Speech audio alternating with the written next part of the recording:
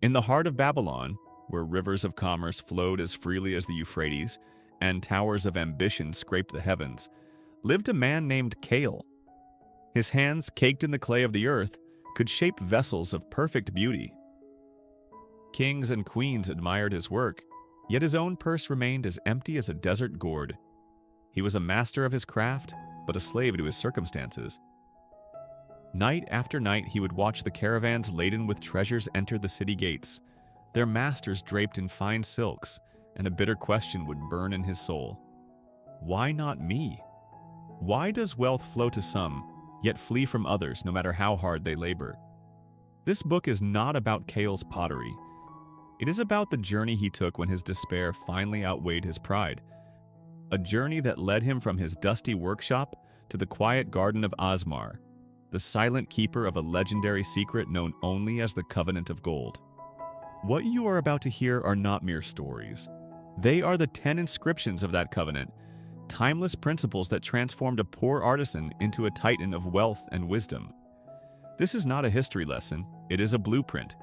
The same blueprint that built the fortunes of Babylon can build yours today. If you have ever felt the frustration of an empty purse despite your hard work, if you believe there must be a better way, then listen closely. For you are Cale, and your journey into the heart of the Covenant of Gold begins now. Chapter 1. The Echo in an Empty Jar. The city of Babylon was a symphony of ambition, and Cale was one of its most skilled yet silent instruments. In his small workshop, nestled in a dusty alley just beyond the scent of the spice market, his hands moved with a potter's grace. They were strong, calloused hands, yet they could coax the most delicate curves from a lump of wet clay. Kyle's jars, bowls, and vases were things of profound beauty. Their glazes captured the deep blue of the desert twilight or the fiery orange of a sunset over the Euphrates. Merchants sought them, nobles admired them. And yet, when Cale would tie the strings of his leather purse at the end of each day, the clink of the few bronze coins inside was a lonely, hollow sound. He was a master of his craft, but a servant to his debts. The grain merchant, the landlord, the supplier of kiln wood, they all extended their hands before he had a chance to fill his own. He worked from the first light of dawn until the last embers in the kiln faded to gray. He poured his sweat and soul into the clay, but his life felt like one of his own spinning wheels. A constant, dizzying motion that left him in the exact same spot. One sweltering afternoon, a familiar frustration burned in his chest, hotter than his kiln. He had just completed his finest work yet, a towering vase for the vizier's wife, adorned with painted scenes of gazelles leaping through reeds. The payment for this single piece would settle his most pressing debts and, for a glorious week, might even allow him to eat meat. It represented more than just coin. It represented a breath of air for a man who felt like he was drowning. With the vase carefully wrapped in linen, he carried it through the bustling streets. The noise of the city, the shouting of vendors, the braying of donkeys, the laughter of children was a dull roar in his ears. His focus was entirely on the precious cargo in his arms. He saw the vizier's steward waiting near the Ishtar gate, a stern man with a heavy purse. Cale's heart beat faster. He was almost there. Then chaos erupted. A merchant's cart, overloaded with copper pots, lost a wheel. The cart tipped, sending a cascade of metal clattering across the stone street. Startled, Cale stepped back, colliding with a boy chasing a stray dog. The world seemed to move in slow motion. He fought for balance, his fingers straining, but the vase was too heavy. It slipped. The sound of its shattering was sharp and absolute. It was not just the sound of broken pottery, it was the sound of hope splintering into 1,000 pieces. A crowd gathered, their murmurs a wave of pity and morbid curiosity. The vizier's steward strode over, his face a mask of cold fury. He glanced at the shards, then at Cale. He didn't shout. His quiet, dismissive words were far worse. "You will not be paid," he said, his voice flat. "And you are now in debt to my master for the cost of the imported cobalt glaze. I will collect it." That evening, Cale did not return to his workshop. He walked. He walked until the city lights gave way to the quiet darkness along the riverbank. He sat on the cool earth, the weight of his failure pressing down on him. Hard work was not enough. Talent was not enough. He had given his all, and his all had left him with nothing but new debt and the bitter taste of despair. What was the secret he was missing? Why did wealth cling to men who seemed to do so little while it fled from him like a frightened bird? As he sat there, the voices of two well-dressed merchants drifted over from a nearby path. They spoke in low, respectful tones. "And Asmar said the investment was unwise," one man said. "He warned me the caravan route was too dangerous. I listened, and I saved my fortune. The men who ignored him lost everything." "He is a strange one," the other replied. "The richest man in Babylon, they say, yet he lives so simply. He doesn't hoard his gold. He seems to understand its very nature, its soul. They say his wisdom comes from an old secret, the covenant of gold." The words struck Coyle like a lightning bolt. The covenant of gold. He had heard whispers of it before, a legend, a myth told in taverns. But hearing it from these serious, wealthy men made it feel real. It sounded less like a treasure map and more like a set of principles. A flicker of something he hadn't felt in years, hope ignited within him. It was a desperate, foolish hope, but it was enough. The next day, Kyle washed the clay from his hands and set out to find this man, Asmar. It was not easy. Asmar was not a public figure, but Kyle's desperation made him persistent. He finally found the house, not a grand palace, but a modest, elegant home surrounded by a serene, walled garden. He was met by a servant who led him to the garden where an old man was quietly pruning a fig tree. The man's eyes were clear and calm, holding a deep stillness. It was Asmar. "You are Kyle the potter," Asmar said, his voice gentle. It was not a question. "I have one of your bowls in my home. It holds its water perfectly. A thing of beauty." Kyle was taken aback. He bowed his head. "Master Asmar, I am honored, but my bowls may be full while my purse is always empty. I work tirelessly, yet I fall deeper into poverty. I heard your name spoken with reverence. I came to beg for your wisdom. What is the secret to acquiring wealth?" Asmar stopped his pruning and looked at Qual, his gaze both kind and piercing. He didn't offer a single piece of advice. Instead, he gestured to a magnificent, ornate jar standing in the center of the garden. It was a masterpiece of the potter's art, far grander than anything Kyle had ever made. Asmar picked up a small wooden dipper from a basin of water, filled it, and walked to the jar. He poured the water in. As the clear liquid entered the beautiful vessel, it began to trickle out from the bottom, disappearing into the thirsty soil. A tiny, almost invisible crack near the base was draining it as quickly as it was filled. Asmar turned his calm eyes back to Kale. "You come to me asking how to fill your purse," he said softly. "But you are asking the wrong question." He gestured to the leaking vessel. "This jar is your life. It is beautiful, well-made, and capable of holding great things. But it has a flaw. Tell me, son of Babylon, how can you ever fill a jar that is cracked at the bottom?" Chapter 2. The first inscription. Pay the man in the mirror.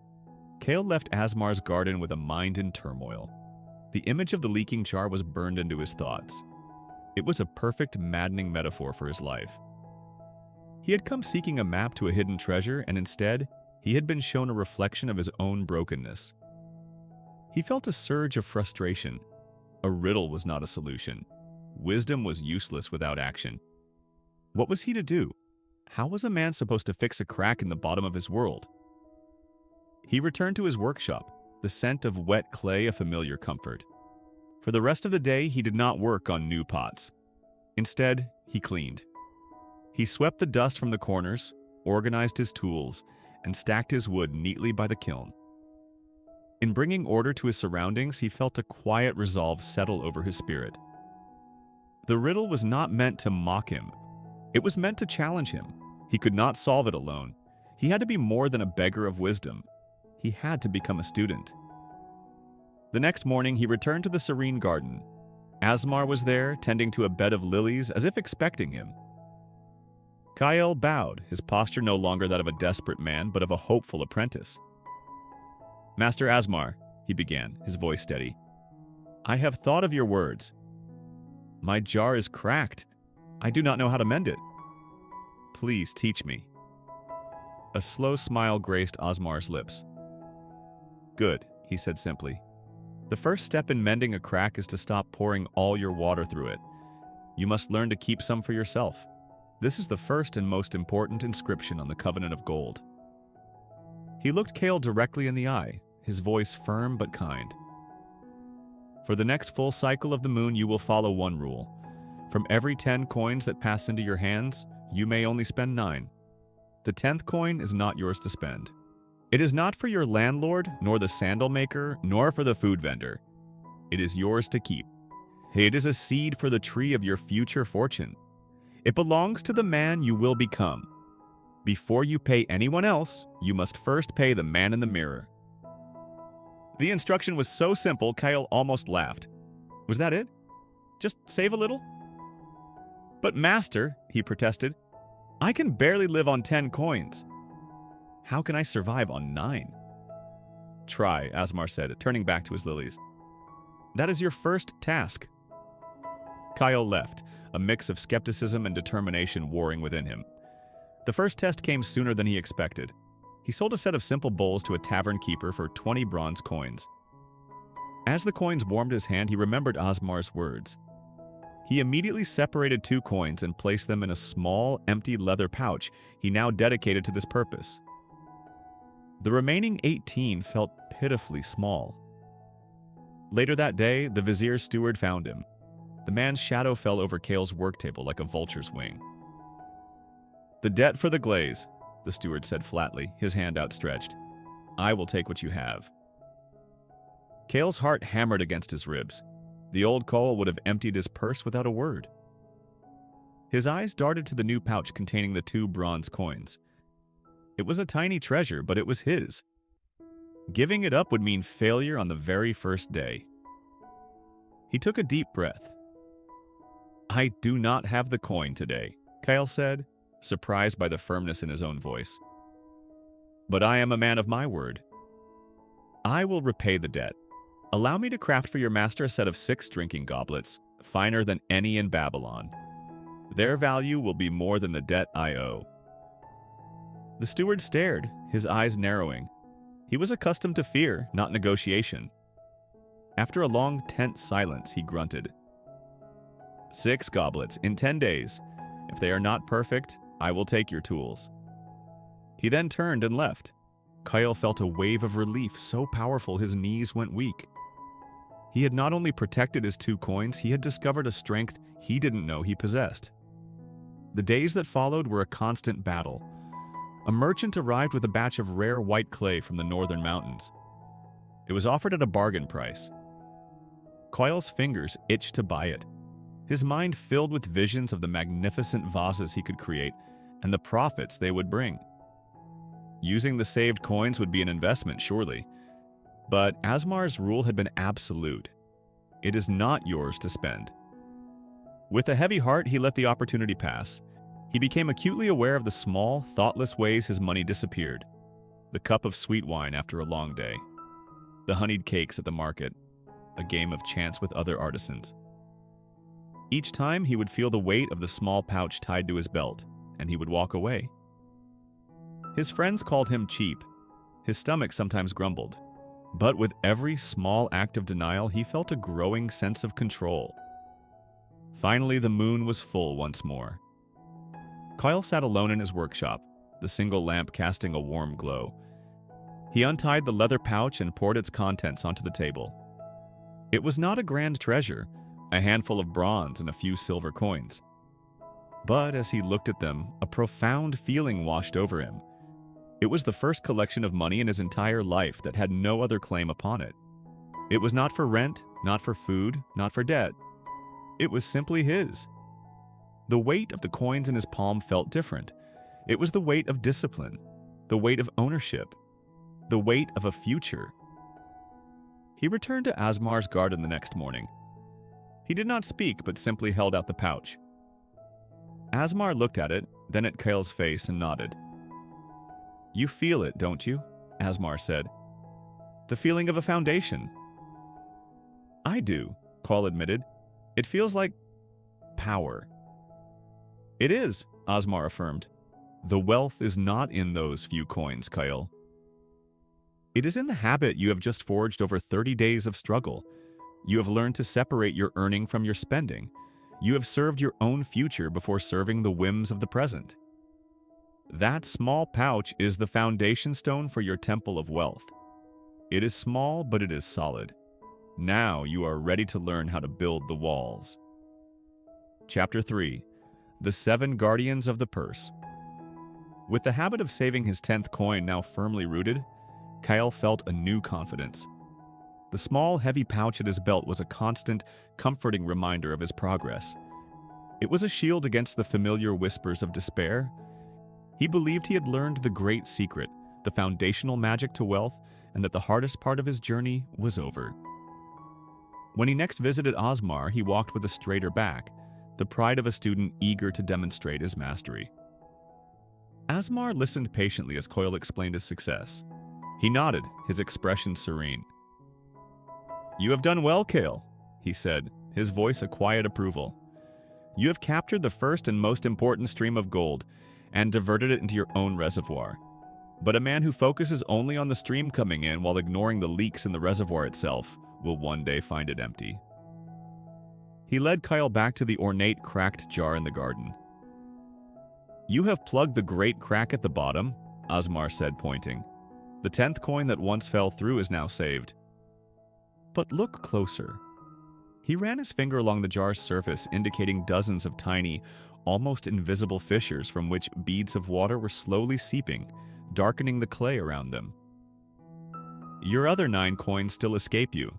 They do not rush out in a torrent, but they disappear all the same, through the seeps of habit and the fissures of impulse.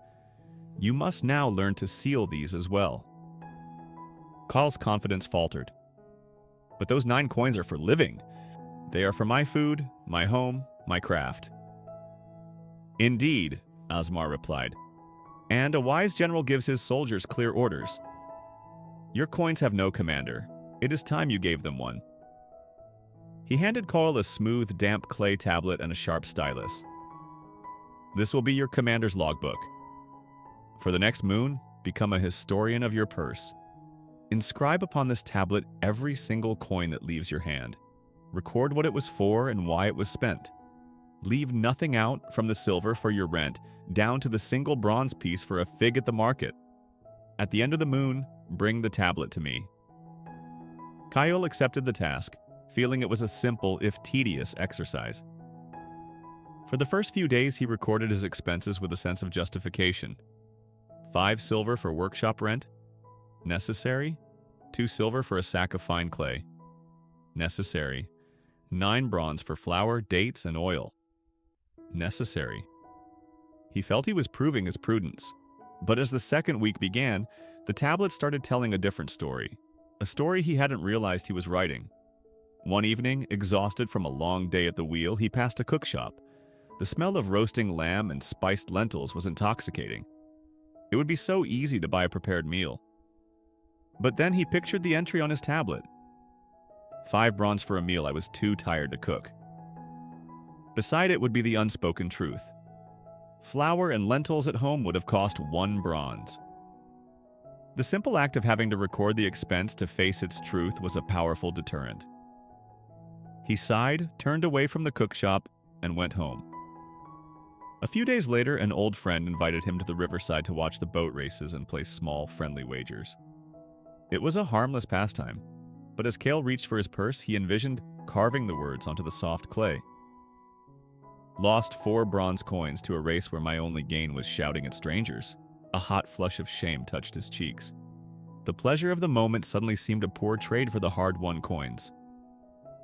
"Thank you, my friend," he said, "but I think I will spend the afternoon finishing a project instead." The tablet became his silent confessor, a mirror reflecting not his intentions, but his actions. It revealed the small leaks Osmar had spoken of, the extra coin for a sweeter wine he didn't need, the more expensive tool handle he bought to impress a merchant, the mindless purchases made out of boredom as he walked through the market. Each entry was a lesson. When the moon was full again, he brought the tablet, now covered in a dense web of markings, to Asmar. He felt no pride, only a humbling clarity. "I see it now," Kyle said, his voice low. "My purse does not have 100 tiny holes. I have been actively pushing the coins out myself." Asmar took the tablet and studied it, his eyes tracing the patterns of Kyle's life. He did not scold or judge.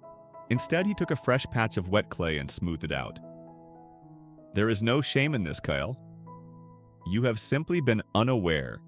Now we will bring awareness. We will not build a prison for your purse, but a fortress with 7 loyal guardians, each with a clear duty."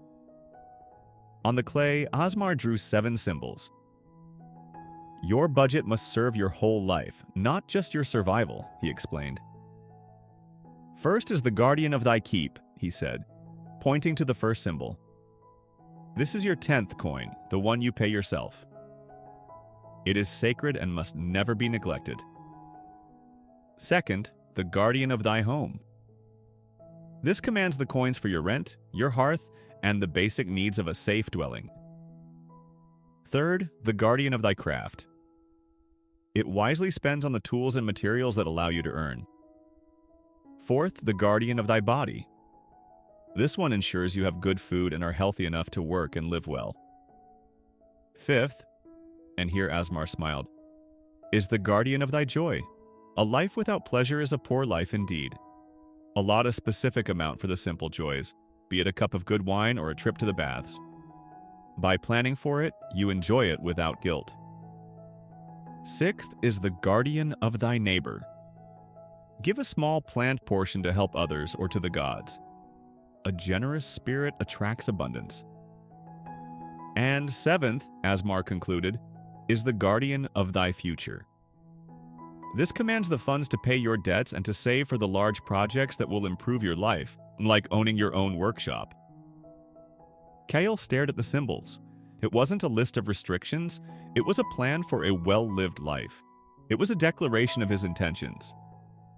He realized that with this plan, he could likely live a better, happier life on 8/10 of his earnings than he had been living before on 9/10. He left the garden that day holding not just a tablet, but a blueprint.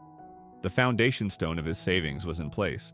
Now, with these 7 guardians, he had a plan to build the walls of his financial temple. Strong, straight, and without a single leak. Chapter 4. The Army of Golden Servants. Several moons passed and a quiet rhythm settled over Kale's life. His days were still filled with the familiar spin of the wheel and the heat of the kiln, but the gnawing anxiety in his gut was gone. Each week he faithfully paid the man in the mirror, adding another silver coin or two to the growing weight in his savings pouch. Guided by his 7 guardians, the rest of his earnings were spent with purpose, and for the first time, he felt he was the master of his money, not its slave. The foundation was laid, the walls were strong, and the leaks were sealed. He had built a small, secure fortress for himself. One evening, as he did every 7th day, he sat and counted the contents of his savings pouch. The silver gleamed in the lamplight. It was more money than he had ever possessed at one time. A deep sense of security warmed him. Yet as he ran his fingers through the coins, a new thought surfaced, unsettling his peace. The coins were safe. They were his, but they were idle. They were like well-fed guards sleeping in a barracks, strong and ready but achieving nothing. They were a pile of stones, not a growing fortress. He brought this thought to Asmar the next day. "My reservoir is no longer leaking, and the stream flowing in is steady," Coyle said.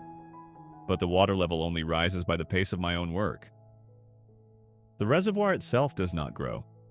Asmar, who was examining the intricate patterns of a spiderweb, looked up and smiled. "Ah," he said, "you have built a fine storehouse and filled it with provisions. But a storehouse full of sleeping soldiers will never win a war. You have worked for your silver, Kale. It is time your silver began to work for you." His eyes took on a new intensity. This is the 3rd inscription of the covenant, and it is the one that separates the merely comfortable from the truly wealthy. You must understand this. Every coin you possess is a willing worker. It is a golden servant. If you command it wisely, it will labor for you day and night. The children it produces more coins will also labor for you, and their children after them. You must put your money to work. You must build an army of golden servants. Kyle felt a jolt of fear. Put them to work? You mean let them out of my sight? I have fought so hard to gather them. The thought of losing them is more than I can bear. A wise general does not send his entire army into the first battle, Osmar reassured him. Nor does he entrust it to a foolish captain. He starts with a small, trusted platoon under the command of an experienced leader. Come, there is a man you should meet. Osmar led Coyle from the quiet garden into the heart of the merchant's quarter, to the bustling warehouse of a man named Nathani. Nathani was a trader of textiles, a man whose calm demeanor and steady eyes inspired more confidence than the boastful pronouncements of other merchants. He was known throughout Babylon for his honesty and his meticulous planning.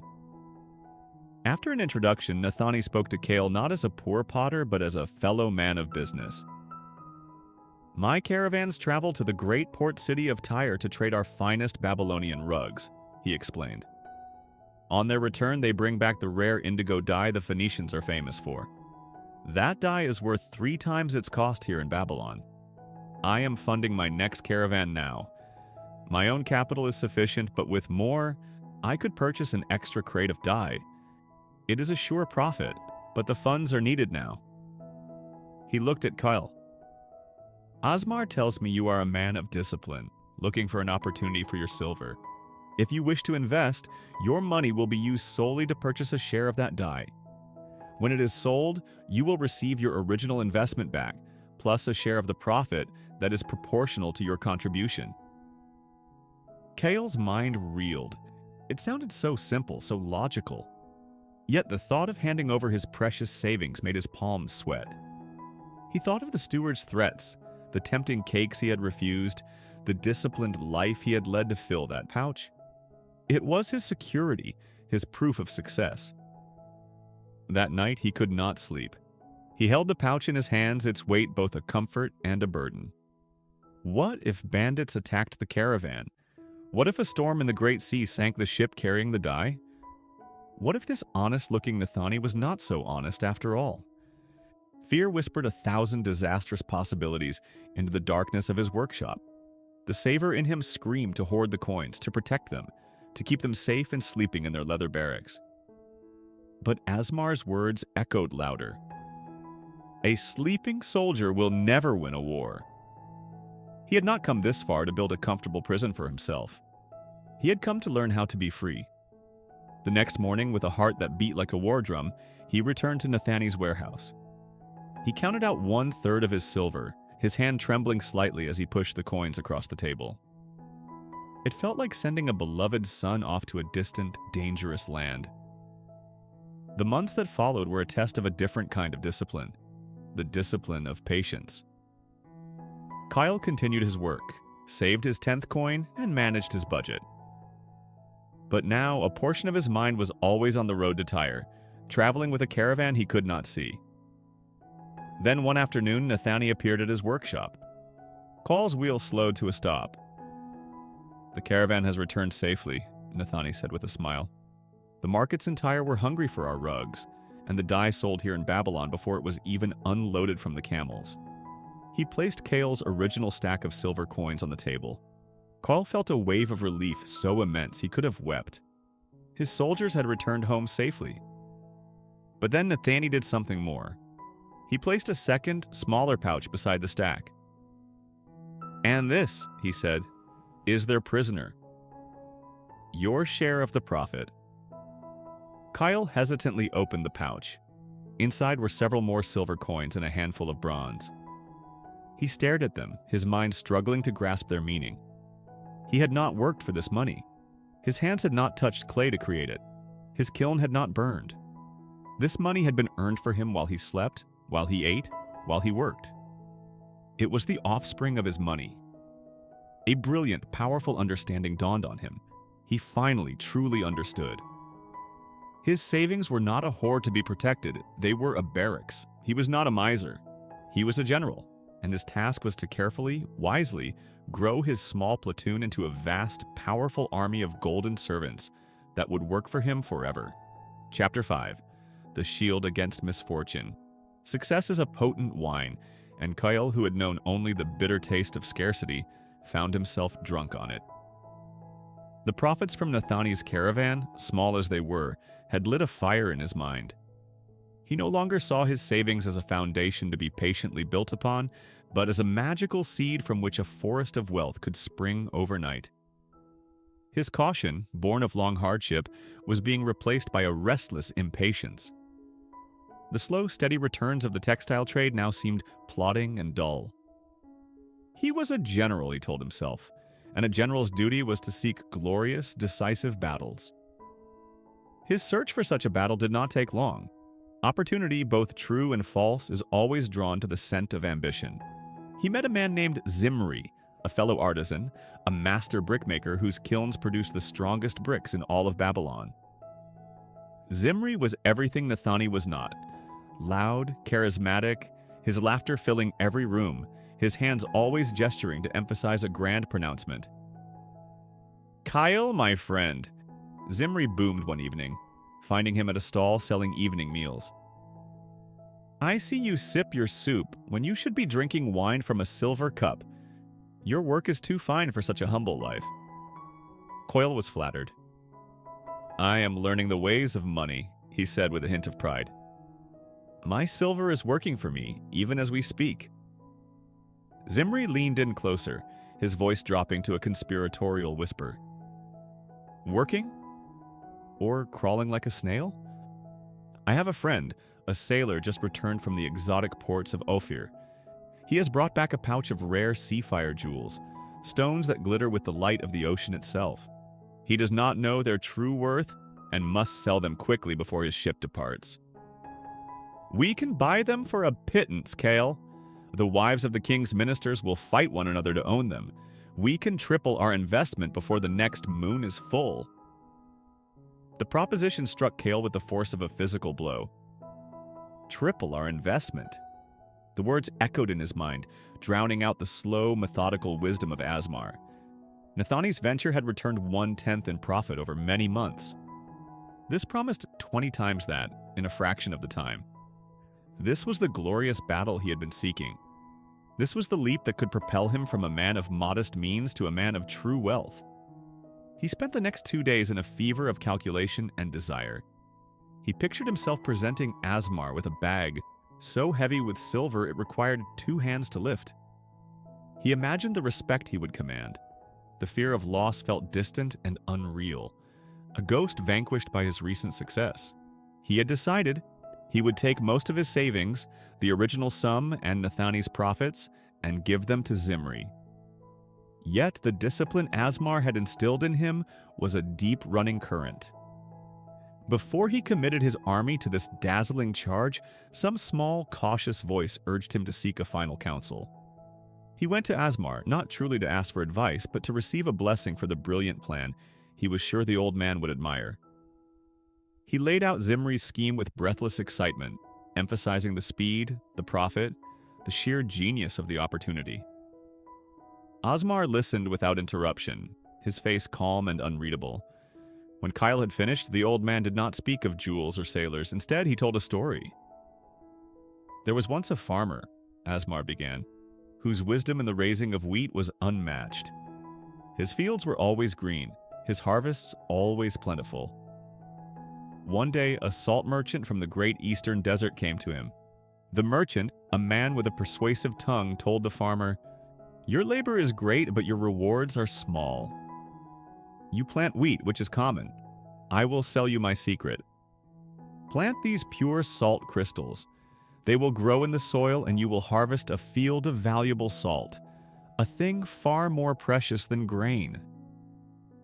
The farmer, who knew everything about soil and seed but nothing about minerals, was entranced.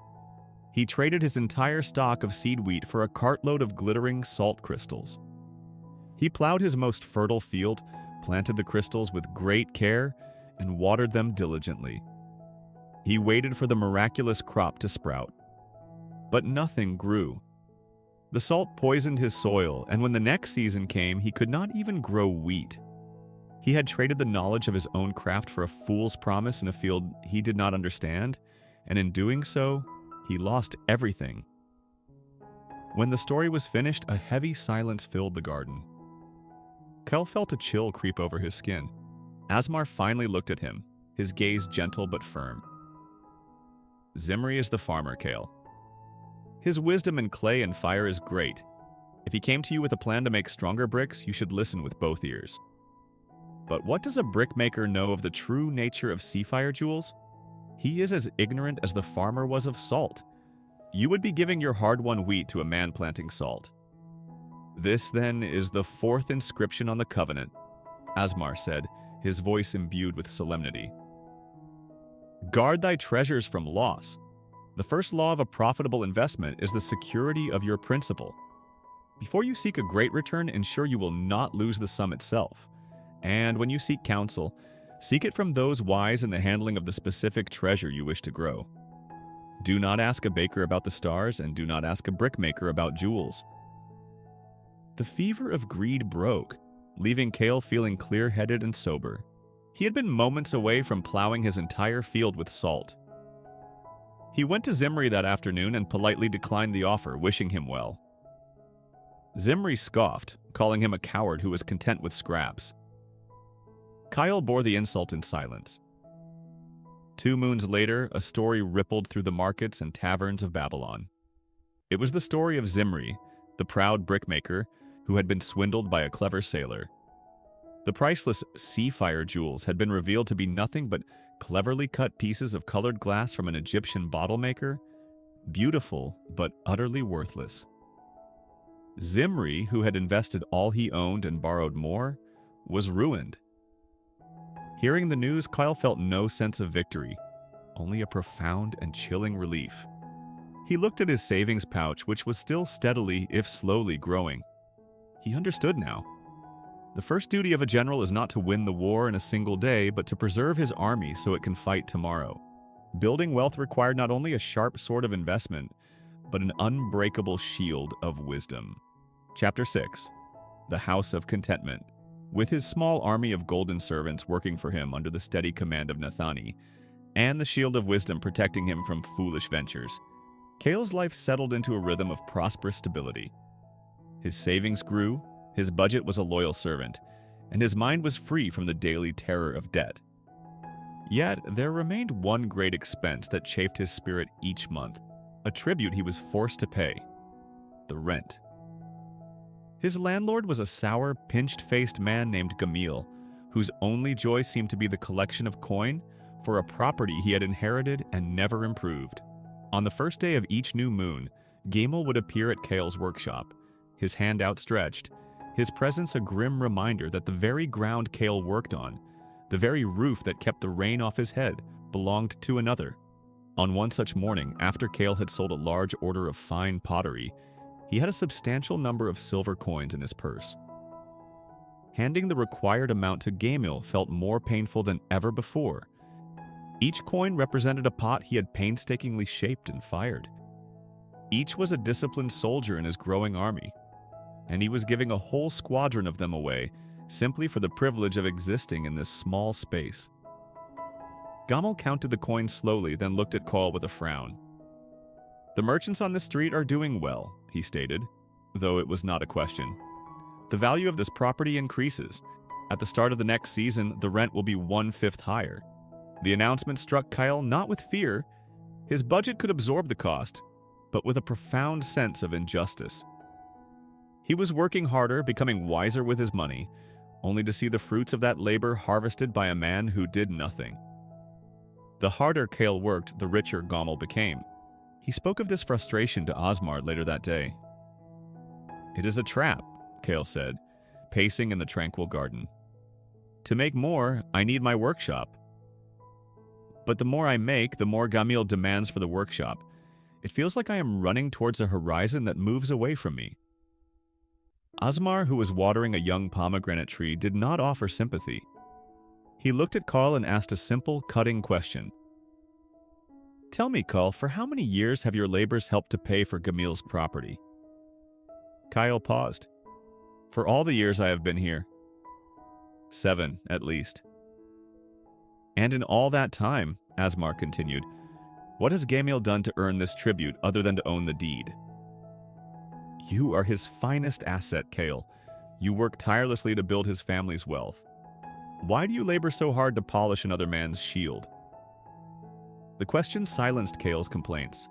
He had been so focused on his purse that he had not considered the nature of his largest expense. A man is not truly free if the roof over his head belongs to another, Asmar said softly. His roots are planted in shallow, shifting soil. This brings us to the 5th inscription on the covenant, the one that builds the very walls of a man's peace of mind. Make of thy dwelling a profitable investment. What does that mean? Kyle asked. The money you give to Gamaliel is a dead expense.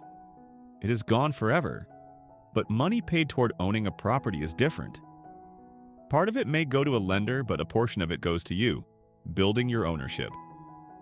It transforms your greatest expense into your greatest asset. A man who builds or buys his own home has planted a tree of contentment. He and his family can sit in its shade for all their days, and no landlord can ever bid them move. The idea was overwhelming. A house of my own, Kale said, the words feeling foreign and impossibly grand. Master, that is a dream for a man like Nathani with chests of silver. I am a potter. How could I ever afford such a thing? Does a great wall spring from the earth in a single day? Asmar countered. Or is it built one brick at a time? Your dream of a home is no different. You will not build a palace tomorrow, but you can lay the first brick today. Asmar helped him see the path. It was not a leap, but a series of steps. Kyle could create a new, dedicated fund within his budget, a house fund, commanded by his guardian of the future. He could begin to look for small, unwanted plots of land on the newer edges of the city. He did not need to pay for the entire house at once. He could trade his skills. His fine pottery was as good as currency to a brickmaker who needed bowls for his family, or to a carpenter who admired true craftsmanship. This new perspective reignited Kale's spirit. The vague goal of getting wealthy was replaced by a concrete, soul-stirring vision, a home of his own. His work took on a new meaning. He was no longer just a potter making wares for the market. Every vessel he sold was a brick in his future wall. Every bit of saved silver was a roof tile. Every negotiation with a customer was a step closer to his own front door. He began his quest. He spent his evenings not in idle chatter, but in talking with builders, learning the costs of wood and brick. He identified an honest brickmaker, a man unlike the foolish Zimri, and proposed a trade of future work. He started setting aside an extra tenth of his income, a significant sacrifice, into his house fund. It was hard, but the vision pulled him forward. After months of searching, he found it, a small, dusty plot of land near the western wall of the city. To others, it was a worthless patch of dirt and stone, but to Kale, it was everything.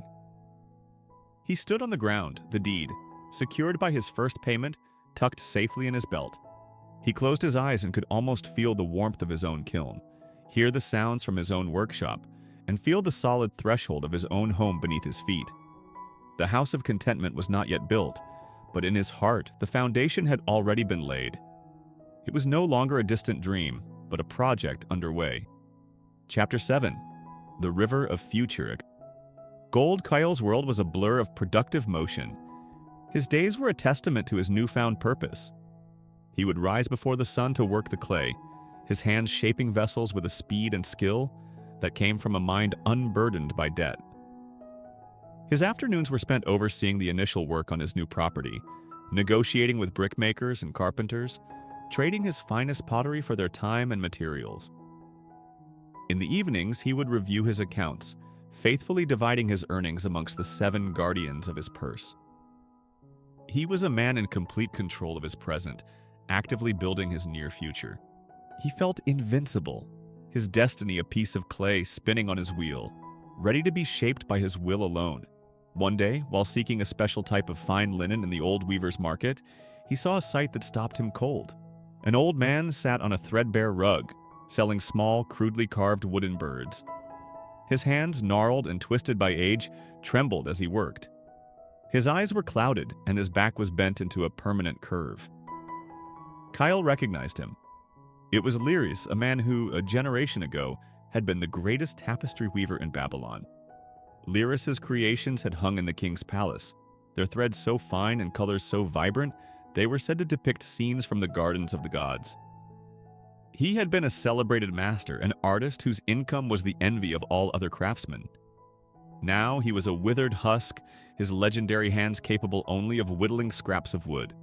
He was a monument to a forgotten greatness, selling trinkets for a few bronze coins to buy his evening meal. The sight struck Cale not with pity, but with a cold, visceral fear. He looked at his own hands strong, steady, and covered in the dust of his trade. They were the source of his income, the engines of his growing prosperity. But he knew with a certainty that chilled his soul that they would not be strong forever. The day would come when his back would ache, his eyes would dim, and his hands would refuse to obey his commands. The image of Lyris haunted him. He returned to his workshop, the joy of his labor extinguished. His house of contentment, once a symbol of ultimate security, now seemed like a beautiful tomb if the man inside it had no means to procure food. His investments with Nathani were designed for growth, not to provide a steady stream of coin for bread and oil. His entire financial fortress was built upon one single, fragile pillar, his own ability to work. With this new, deeper anxiety, he sought out Asmar. "I have built a fortress to protect my wealth," Kyle began, his voice heavy with the weight of his revelation. "But the fortress itself produces nothing. It is commanded by me, and my body is mortal. My hands are the pump that draws water from the river of commerce. What happens when my arms grow too weak to work the pump? The river will still be there, but my fields will turn to dust." Asmar listened, his gaze thoughtful. "All men must face the winter of their lives," he said. "A wise man does not wait for the first snow to fall to gather his firewood.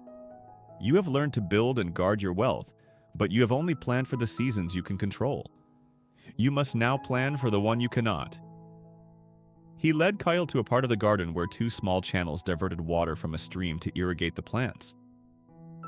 "I will tell you of two brothers who were given fields by their father," Asmar began. The fields were watered by a river that flowed strongly for half the year but dwindled to a trickle during the dry season. The first brother, an impatient man, quickly dug a simple ditch to his field. He had water immediately and mocked his brother for his slow methods. The second brother, however, had a different plan. He spent his prime years, the seasons when the river was full and his back was strong, undertaking a great work. He hauled stones from the hills and labored to build a great dam and a vast reservoir far above his field. It took him years. His own field produced little during that time, and the first brother grew rich and fat from his easy harvests. But then came a time of great drought that lasted for 3 years. The river dried up completely. The first brother's ditch was useless, his crops withered, his wealth vanished, and he came to his brother as a beggar. The second brother, however, simply went to his great reservoir and opened a small gate. The water he had patiently stored during his years of strength now flowed steadily to his fields, keeping them green and fertile while all others turned to desert. Asmar looked at Kyle. "Your ability to work, Kale, is the seasonal river. It flows strongly now, in the summer of your life. You must use a portion of that flow not for your immediate harvest, but to build your great reservoir. This is the 6th inscription of the covenant. Ensure a future income. For the day will come when thy strength shall wane and thy hands must rest. Let thy plans provide for thy latter days, so that a river of gold may flow for thee when thou canst no longer command it." Kyle understood. He needed a different kind of investment, one designed not for daring growth, but for relentless, unending security. Asmar explained the methods. Kyle could lend money to trusted craftsmen, like the carpenter working on his house, taking a small but steady payment of interest over many years. Or he could buy productive land, a date orchard or a small field of barley, and lease it to a farming family for a share of their yearly harvest. That evening, Kyle once more adjusted his financial plan. He created a new sacred fund called the Reservoir. He decreed that a portion of all his profits, especially the children of his money, earned from ventures like Nathani's, would be diverted into this fund. The purpose of this money was not to be risked for quick growth, but to be carefully placed in ventures that would pay him a small, steady stream of income for decades to come. His first act was to formalize a loan to the honest carpenter building his home, a man who needed capital to buy a new set of iron tools. They inscribed the terms on a clay tablet, a loan of silver to be repaid over 5 years with a modest interest paid to Kyle every season. As the carpenter pressed his seal into the damp clay, Kyle felt a new kind of peace settle over him. He was not just building a house. He was not just growing an army of golden servants. He was building a dam. He was ensuring that the old man he would one day become would have but to open a gate, and a river of future gold would flow. Chapter 8. The Sharpened Axe. Kyle had constructed a masterful financial engine. It was a thing of beauty and precision. Each coin he earned was captured, examined, and assigned a specific duty by its guardian. His foundation of savings was solid. His walls of budgetary control were impenetrable.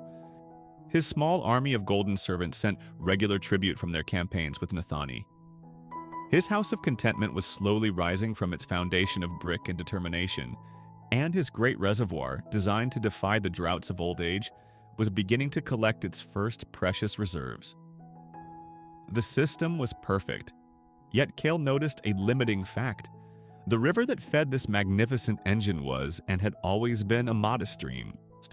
His income was bound by the strength of his back and the hours in a day. He was a good potter, one of the best in Babylon, but there were only so many pots a man could make from sunrise to sunset. His wealth grew with the slow, steady pace of his own labor. He had optimized the management of his money, but he had reached the limit of the money there was to manage. The catalyst for his next great lesson arrived on a trading ship from Crete. His name was Pentheus, a potter whose skill was of a different order entirely. His vessels were lighter, their shapes more daringly elegant, but his true mastery was in his glazes. They held colors Kyle had never seen: a vibrant turquoise that seemed to capture the Cretan sea, a deep crimson that bled into gold like a sunset. Wealthy patrons who had once been content with Kyle's fine Babylonian blues and browns were now captivated by this exotic new artistry. They flocked to Pentheus's stall in the market, paying 3 or 4 times Kyle's highest price without a moment's hesitation. Kyle felt a hot sting of professional jealousy. It was an ugly, useless emotion, and he knew it. But beneath it was a dawning realization. The ceiling on his earnings was not the market. The market was clearly willing to pay more. The ceiling was the limit of his own skill. He went to Asmar not with a complaint, but with a problem. "My engine is working perfectly, master," he explained, "but the river that turns its wheels is small, and I do not know how to make it wider. I see the potter Pentheus, and the river that flows to him as a torrent. I work just as hard, yet he earns much more. How can I increase the flow?" Asmar nodded, a knowing look in his eyes. "You have become a masterful manager of the wood you cut," he said, "but you are still using the same axe you have always used. Let me tell you of 2 woodcutters. They were both strong men," Asmar began, "and they worked in the great cedar forests of Lebanon. Each day they went into the forest and swung their axes from dawn until dusk. For many months they brought back the same number of logs. But then, one day, the first woodcutter noticed that the second man was bringing back more wood than he was. He resolved to work harder. He woke earlier, took no rest in the heat of the day, and stayed later. Yet the second woodcutter's pile grew ever larger, while his own, despite his frantic efforts, barely increased. He was becoming exhausted. Finally, Asmar continued, his pride broken by exhaustion, he went to his rival. "I do not understand," he said. "I work longer and harder than you, yet you cut more wood. What is your secret?" The second woodcutter smiled. "I have no secret," he replied, "but I do have a different schedule. Every day at noon I stop for an hour. While you continue to chop with a dulling blade, I return to my camp and I sharpen my axe." Kyle stood motionless, the simple story striking him with the force of a revelation. All these years he had been swinging his axe harder and harder, but he had never stopped to sharpen the blade. "This is the seventh and final inscription, Kale," Asmar said, his voice soft but clear. "Increase thy ability to earn. Your skill is your axe. The wise man knows that the greatest return comes from investing in the improvement of his own craft. The money in your purse is a tool, but the skill in your hands and mind is the source of all the wealth that will ever fill it. Sharpen your axe." The lesson required a virtue Kyle had not needed until now: humility. He was a respected master potter. To admit he had more to learn and to seek it from a rival was a blow to his pride. But the desire for mastery was stronger. He gathered a selection of his finest work vessels he knew were flawless in their form, and a pouch of silver from the fund of his guardian of thy craft. He went to Pentheus's workshop. The Cretan was wary at first, seeing Kyle as a competitor, but Kyle did not approach with jealousy. He offered his finest pots as a gift of respect, and offered the silver not as a bribe, but as a student's payment to a master. "Your skill with glazes is a magic I do not understand," Kyle said honestly. "I am a master of Babylonian form, but you are a master of color. Teach me what you know, and I will pay you for your time." Pentheus, won over by the genuine respect and the offer of fair payment, agreed. Thus began Kale's new apprenticeship. He spent his evenings after his own work was done, grinding minerals into fine powders, learning the strange chemistry of heat and color, and listening to the Cretan's secrets. Many of his test pieces came from the kiln cracked, or their colors muddy and ruined. It was frustrating, humbling work. But he persisted. He did not simply copy Pentheus's methods, he sought to understand them, and then he began to merge them with his own artistry. He applied the vibrant Cretan turquoise to the strong, classical shapes of Babylon. He learned to weave the fiery crimson into the traditional geometric patterns of his homeland. Months later, Kale placed a new vase in his market stall. It was a shape that was purely Babylonian, strong and full-bellied, but its glaze was a stunning cascade of deep blue into a sandy gold, seeming to capture the very edge where the Euphrates met the desert. It was a work of art neither he nor Pentheus could have created alone. A wealthy merchant who had recently commissioned a large set from Pentheus stopped and stared at the vase. He picked it up, his eyes wide with admiration. "This is new," he breathed. "This has the strength of our land, but the spirit of the sea. I must have it. He paid Kyle a price that was 5 times what he had ever received for a single piece, and commissioned a full set for his new villa. That evening, Kyle looked at the silver in his purse, a sum earned from one single pot that would have once taken him weeks to accumulate. The river that fed his financial engine was no longer a stream. He had, by investing in himself, widened its banks into a mighty torrent. He finally understood the ultimate truth of wealth. The systems and the principles were the channels that guided the flow, but the true source of the river was the sharpened axe of his own ever-growing skill. Chapter 9. The Trial by Fire years passed. The 7 principles were no longer lessons Kale struggled to remember. They were the very bones of his life. His house of contentment stood proudly on the west side of the city, a testament to his patience, its garden a small oasis of green. His workshop was renowned, and the name Kyle was spoken with the same reverence as Pentheus, his former teacher and now respected colleague. His army of golden servants, under the wise command of men like Nathani, had grown into a formidable legion, and his reservoir for the future was slowly, steadily deepening. Kale was no longer a man chasing wealth. He was a wealthy man, at peace with his world, comfortable in the fortress he had so meticulously built. And then the sky turned to brass. The summer sun, which had always been Babylon's great ally, became its enemy. The rains of the wet season failed to arrive. The mighty Euphrates, the lifeblood of the empire, slowed its pulse, shrinking away from its banks to reveal vast, cracked flats of mud. A great and terrible drought settled over the land.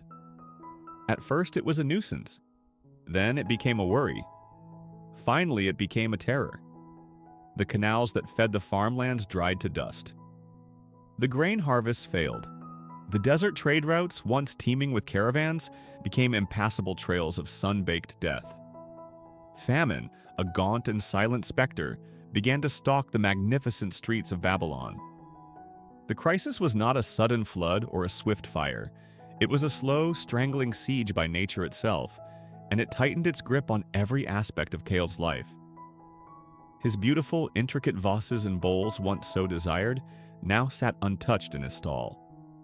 Men who once debated the merits of a turquoise glaze now haggled desperately for a handful of barley.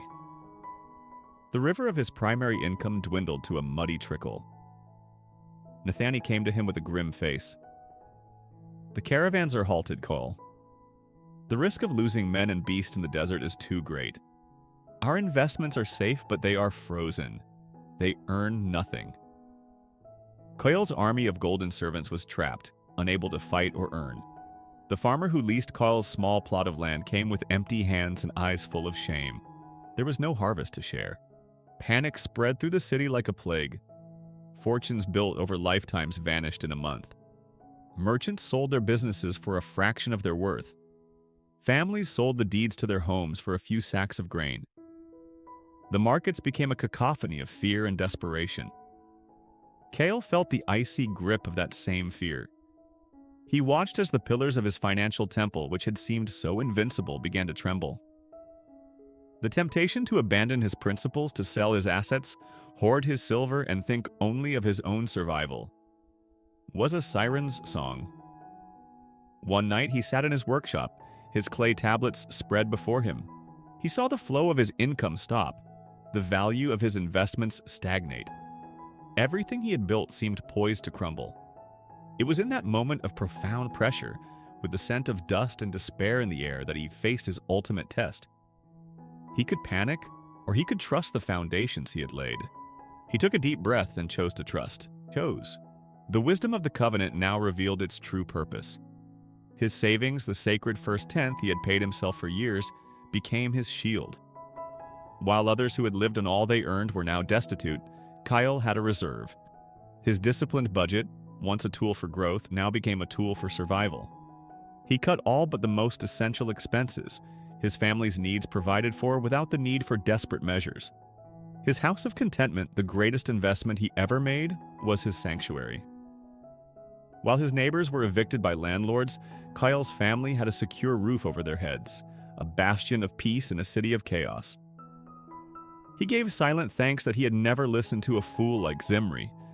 A risky gamble would have left him utterly ruined. But survival was not enough. The seventh inscription burned in his mind. Increase thy ability to earn. Sharpen thy axe. His axe was his skill with clay. The city no longer needed art, but what did it need? The answer was all around him, in the desperate, rationed queues for water. Storage. People needed a way to store every precious, rationed drop. An idea took hold. He would no longer make beautiful things. He would make useful things. He would make life-saving things. He took the capital from his craft fund, his guardian of thy craft, and instead of buying rare minerals for glazes, he bought every sack of sturdy, functional clay he could find. He redesigned his entire workshop. His wheel no longer spun elegant, slender vases. It now spun wide-bellied, thick-walled, heavy water jars designed for maximum storage and minimal evaporation. He applied his mastery, his sharpened axe, to this new purpose. He developed a new sealant glaze that made the jars incredibly efficient. He did not just work harder, he adapted his mastery to meet the crisis. The word spread. Soon the city's administrators and wealthy families, desperate to preserve their water rations, were placing orders larger than any he had ever known. The river of his income, which had dried up, now began to flow again, fed by a new and vital source. The drought worsened, but Cale's resolve hardened. He was no longer just a potter. He was a lifeline for his community. He did not hoard his earnings, but used them to hire other struggling artisans, paying them a fair wage to help him increase production. Then, one evening, the sky turned a deep, bruised purple. A strange scent was in the air. A single drop of rain hit the dusty ground, then another and another. Soon, a steady, life-giving rain was falling upon the parched city of Babylon. A collective sigh of relief, a sound of weeping and celebration, echoed through the streets. As the city slowly came back to life, Kyle stood in his garden, feeling the cool water on his face. The trial by fire was over. He looked at his home, his workshop, his family, all safe and secure. The great crisis had not broken him. It had proven the strength of his foundation. He finally understood the deepest truth of the covenant. Its principles were not just a blueprint for building wealth in the sunshine of prosperity. They were a storm wall for surviving the darkest tempests of life. The fire had burned away his last vestiges of fear and impatience, leaving behind the unbreakable, tempered wisdom of a true master of his own destiny. Chapter 10. The Keeper of the Covenant. The seasons of Babylon turned, and with them the seasons of Cale's life. The great drought became a story told to wide-eyed children, a testament to the city's resilience. Cale's hair turned the color of kiln ash, and lines of wisdom were etched on his face like the fine cracks in a beautiful glaze. He was now an old man, a patriarch of his family and a quiet pillar of his community. His house of contentment was a place of peace. His children were grown and prosperous, their own financial fortresses built upon the bedrock of the 7 principles. He was known not merely as Kyle the rich potter, but as Kyle the wise. His own mentor, Asmar, was now ancient, as fragile as an unfired pot. Kale visited him often in the old garden, which had grown wild and beautiful in its age. In their final meeting, Asmar's voice was a dry whisper like leaves skittering on stone. "My time as a keeper of the garden is ending, Kale," he said, his eyes looking at a place beyond the garden walls. "The covenant is not a treasure to be buried in a tomb. It is a living seed. It must be planted in the fertile soil of a willing heart, or it will wither and die. I received it from my master, just as you received it from me." He placed his frail, trembling hand on Kyle's arm. "I charged you with mending your own cracked jar. You did so, and in the darkest of times you used that knowledge to help mend the cities. Now you must become the keeper. You must find the next student, the next willing heart. That is the final purpose of all you have learned. Promise me." "I promise," Kyle said, his voice thick with emotion. It was not a burden, but the highest honor. The final brick in his temple of wealth was not one of gold, but of legacy. Not long after, Asmar passed peacefully, leaving his wisdom to flourish in the student who had surpassed him.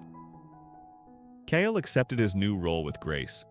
He continued his work, but now he also made time for those who sought his counsel, offering not money, but the principles that would allow them to find their own. Many years later, Kyle was in his own garden, now a lush and tranquil paradise, when a servant announced a visitor. A young woman stood hesitantly at the gate. Her name was Ilera, a weaver, and her fingers were as skilled with the loom as Kale's were with clay. Her tapestries told stories in thread, rich with color and life. And, like the young Kyle so many decades ago, her purse was perpetually as empty as a beggar's bowl. She had heard the whispers of the wise old potter who seemed to understand the very soul of money.